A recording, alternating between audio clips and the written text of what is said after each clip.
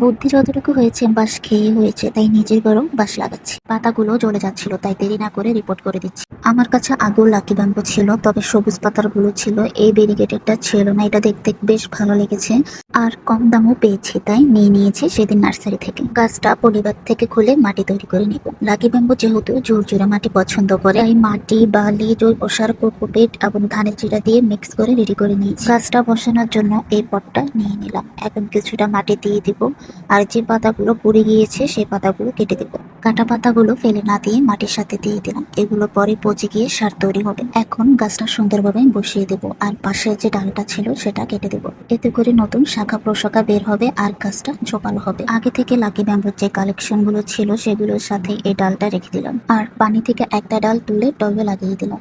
এখন টব ভর্তি করে পানি দিয়ে দিব। এখানে কিছুটা ফাঙ্গিসাইড গুলি নিয়েছি কাটা অংশে লাগানোর জন্য, এতে করে ফাঙ্গাস আক্রমণ করবে না, এবং বোতলে কিছুটা ফাঙ্গিসাইড মিশিয়ে স্প্রে করে দিচ্ছি। এতে পাতাগুলো সুরক্ষিত থাকবে এবং গাছটা নতুন পরিবেশে সেট হয়ে যাবে।